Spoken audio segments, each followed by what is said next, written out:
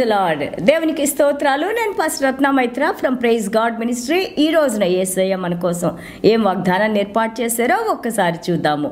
ఫిలిప్పీలకు రాసిన పత్రిక 3వ అధ్యాయము 12వ వచనము. ఇదివరకే నేను గెలిచితినని అయినను, ఇదివరకే సంపూర్ణ సిద్ధి పొందితినని అయినను నేను అనుకొనటలేదు గాని, నేను దేని నిమిత్తము క్రీస్తు యేసు చేత పట్టబడితినో దానిని పట్టుకొనవలెనని పరిగెత్తుచున్నాను. దేవునికి స్తోత్రాలు. Philippines chapter 3 verse 12. Not that I have already attained or I am already perfected, but I press on that I may lay hold of that for which Christ Jesus has also laid hold of me. Glory to God. దేవునికి స్తోత్రం. మనం ఫిలిప్పీల పత్రిక 4వ అధ్యాయాలు చదివితే మన అపోస్తలుడైన Paul గారు మాసిడోనియా నుండి తన యొక్క దర్శనంలో, మాసిడోనియా కాల్ అంటాం కదా, ఒక వ్యక్తి మా దగ్గరికి రండి, ఒక సువార్తను చెప్పడైన దర్శనాన్ని పొందినప్పుడు ఆ యొక్క ఫిలిప్పీల పట్టణానికి ఆయన వచ్చినప్పుడు అక్కడ సినగాగ్ కూడా లేదు. అయినా కానీ ఆ నదీ తీరంలో ఆయన ప్రార్థన ఆయన నడిపిస్తూ ఉన్నప్పుడు ఎంతోమంది స్త్రీలు వచ్చి అక్కడ కూర్చున్నారు.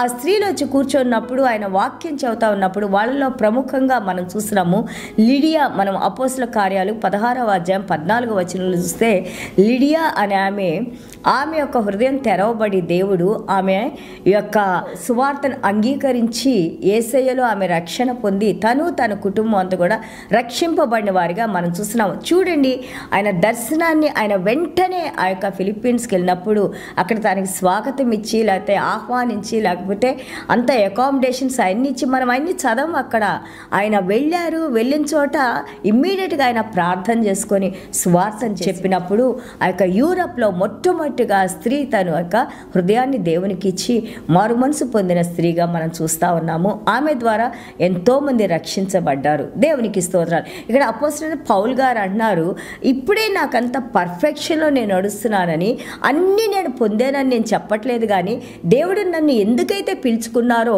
దానివైపు నేను పరిగెత్తుతున్నాను. దేవుడి చిత్త ప్రకారం ఆయన యొక్క చిత్తాన్ని నెరవేర్చడానికి దేవుడు నన్ను ఎందుకు ఎన్నుకున్నారో దాన్ని నేను నెరవేర్చడానికి పరిగెత్తుతున్నాను అని అంటున్నారు. చాలా అద్భుతమైన మాటలు ఇక్కడ అంటారు. చూడండి, ఇక్కడ అపోస్తలుడైన పౌల్ గారు అంటారు 10వ అధ్యాయంలో ఫిలిప్పీల పత్రిక 3:10లో, that I may know him and the power of his resurrection. చూడండి, ఇన్ని పత్రికలు రాసి ఎంతగానో దేవునిలో జీవించి దేవుని కోసం ఎంతో భయంకరమైన శ్రమలు పొంది మనం 2వ కొరింథీయులు 11వ అధ్యాయం 22 నుంచి 33 వరకు చూస్తే ఎన్ని రకాలైన శ్రమల్ని అపోస్తలుడైన పౌలు గారు పొందారు. ఇక్కడ మళ్ళీ ఫిలిప్పీల పత్రిక ఆయన జైల్లో నుంచి రాస్తా ఉన్నారు. సంకెళ్ళు వేయబడి ఆయన చేతులకి ఎంతో భయంకరమైన పరిస్థితుల్లో రాస్తున్నారు. ఇంకా నాకు దేవుని యొక్క శక్తి, the power of resurrection I want to know, may I know, దేవుని గురించి ఇంకా తెలుసుకోవాలని, ఇంకా ఆయన శక్తిలో జీవించాలని ఆయన ప్రార్థన చేస్తూ ఉన్నారు. And the fellowship of his sufferings, ఆయన పడిన వేదనలో నేను కూడా పాలి భాగస్తుని అవ్వాలని, being confirm to his death, మరణం వరకు కూడా ఆయనలో నేను జీవించి ఉండాలని. మరణం అయితే నాకు మేలే అని అంటారు, జీవిస్తే నేను క్రీస్తు కోసమే జీవిస్తాను అని అన్నారు. This is a Christian life should be, because ఆయన నమ్ముకున్న యేసయ్య ఎంత గొప్పవారు, ఎంత శక్తిమంతుడు, ఆయన ఏ పని కోసం ఆయన పిలుచుకున్నారు, ఆ పనిని ఎలాగ నేను నిర్వర్తించాలి అంటే నేను పూర్తిగా చేశానని, పర్ఫెక్ట్గా చేశానని అంటలేదు, కానీ దానివైపు నేను పరిగెత్తుతా ఉన్నాను. చేతులకు సంకెళ్ళు వేసినా కానీ దేవుని వాక్యానికి సంకెళ్ళు వేయలేరు.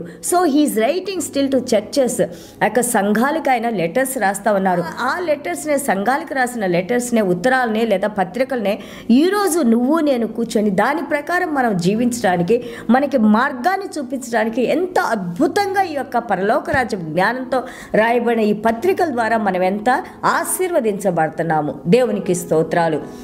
And then he's saying every day walk, ప్రతిరోజు కూడా you forget about, don't look back at your failures. నీ జీవితంలో నీకు జరిగిన పరాజయాలు ఆ చేదు అనుభవాలు, లేకపోతే నీకున్న సమస్యల్ని ఏదైతే నిన్నటి వరకు జరిగినాయో వాటిని నువ్వు గుర్తుపెట్టుకోబాకు. ఈ రోజు నుండి దేవుడు పిలిచిన పిలుపు, నువ్వు ఎవరిలో ఉన్నావు, ఎంత గొప్ప దేవుడు నిన్ను పిలుచుకున్నారు, ఆ యొక్క క్రీస్తులో నువ్వు జీవించి ఉన్నావు, మనము క్రీస్తు కొరకు ఏం చేయగలమనే ఆ యొక్క జీల్తో, ప్యాషన్తో, ఉత్సాహంతో, ఆసక్తితో, దేవుని యందు ప్రేమతో, దేవుని కార్యాలు చేయాలనే ఆ పట్టుదలతో మనల్ని ముందుకు నడవాలని ఇక్కడ అపోస్తలుడైన పౌలు గారు మనకి ప్రేమతో రాస్తూ ఉన్నారు. And also he saying that ఆయన దేవునిలోకి రాకముందు he was very different person కదా. ఆయన మనుషులు హింసిస్తూ ఉన్నారు, చర్చెస్కి వెళ్ళే వాళ్ళు హింసించారు. కానీ ఇక్కడ ఏ రోజునైతే డమాస్కస్ రోడ్లో అపోస్తలుడైన పౌలు గారిని దేవుడు ఎన్కౌంటర్ చేశారో, ఎదుర్కొన్నారో, ఆ రోజు నుంచి అపోస్తలుడైన పౌలు గారు ఆయన టోటల్ జీవితమే మారిపోయింది. తన జీవితాన్ని అంతా కూడా దేవునికి అంకితం చేసుకున్నారు. ఆయన మాటలు కానీ, ఆయన రాసిన పత్రికల ద్వారా కానీ మనము మన జీవితకాలం అంతా కూడా మనం ఈ ప్రాక్టీస్ చేస్తూ ఉంటే కేవలం మనం ఆశీర్వాదాలు పొందేవారిగానే ఉంటాము, దేవుని చిత్తాన్ని నెరవేర్చేవారిగానే మనం ఉంటాము. So he saying my struggles, ఆయన పడిన కష్టాలు కానీ, ఆయన పడిన దుఃఖాన్ని కానీ ఇక్కడ రాయట్లేదు. Focus on why God has called you. ఎందుకు దేవుడు నిన్ను పిలిచారు, ఆ మార్గంలో చూడు, నీ గమ్యాన్ని చూడు, నీవు ఏ వైపు నడుస్తున్నావో చూడు. ఇరుకు మార్గంలో నడవమని యేసయ్య అన్నారు. విశాలమైన మార్గంలో సంతోషాలు ఉన్నాయి, ఆనందం ఉంది, అన్నీ ఉన్నాయి. కానీ ఆ మార్గం నేను ఎటువైపు తీసుకెళ్తుంది? సాతాను వైపు, నరకం వైపు తీసుకెళ్తుంది. ఏ మార్గం? దేవుడు అంటున్నారు, నా మాట ప్రకారం నువ్వు నడుచుకుంటే అది ఇరుకు మార్గం అయినా కానీ అక్కడ నువ్వు ఎక్కడ చేరుకున్నావు? వెలుగులోకి, నిత్య జీవంలోకి, పరలోక రాజ్యంలోకి, దేవుని సన్నిధానంలో సదాకాలము ఆయనలో జీవించే బిడ్డగా దేవుడు మనల్ని ఎన్నుకున్నారు.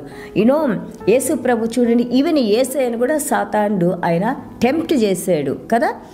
సో అలాంటి సమయంలో కూడా యేసయ్య సాతాను ఓడించారు దేవుని వాక్యంతో. ఈ రోజున మన చేతిలో దేవుడు ఆయన లవ్ లెటర్, ఈ యొక్క దేవుని వాక్యాన్ని, ప్రేమ లేఖని దేవుడు మనకిచ్చారు. వాక్యాన్ని చదువుకుంటా ఉండండి, ధైర్యంగా ఉండండి, దేవునిలో జీవించి ఉండండి, భయపడబాకండి, దేవుని సువార్తను ప్రకటించండి. యేసయ్య ఆ యొక్క రక్షణ మనం చెప్పినప్పుడు ఆ చీకట్లో ఉన్నవారు ఈవెన్ ఒక్క ఆత్మ దేవుని రాజ్యంలో చేర్చబడితే దేవుని రాజ్యంలో ఎంతగానో సంతోషం ఉంటుందని చెప్పి మనం నేర్చుకున్నాము. Let us do the will of the Lord. Let us surrender our lives to Christ. Let us glorify the Lord. God bless you all. చిన్న ప్రార్థన చేసుకుందాం.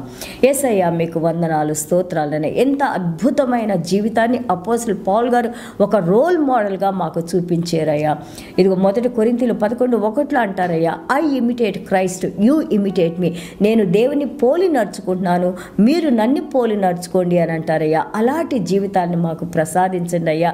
ప్రభా, ఈ రోజు వరకు నాయనా ప్రభా, ఒకవేళ మా జీవితాలతో నాయనా ప్రభా మిమ్మల్ని బాధించి మీ ప్రజల్ని కష్టపట్టి నాయనా ప్రభా మీకు ఇష్టం లేని కార్యాలు మేము చేసి ఈ యొక్క దారిలో అటు ఇటు కుడికి కానీ ఎడమకు కానీ మేము తొలగిపోయింటే ప్రభా మమ్మల్ని క్షమించి ఈ రోజు నుండి నాయనా ప్రభా మీరు మమ్మల్ని ఎందుకు పిలుచుకున్నారో ఆ పిలుపు ప్రకారం మేము నడవటానికి నాయనా, క్రమశిక్షణలో మేము జీవించటానికి నాయనా, మంచి కార్యాలు మేము చేయటానికి నాయనా, మీ ప్రేమను పంచిపెట్టడానికి నాయనా ప్రభా, మిమ్మల్ని నాయనా ప్రభా మాలో చూపించడానికి ప్రభా మీరు కృప చూపించిన ఆయన.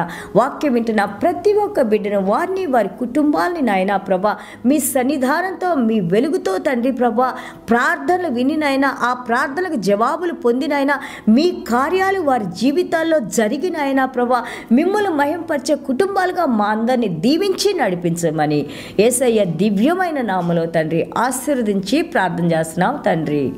Amen. God bless you all.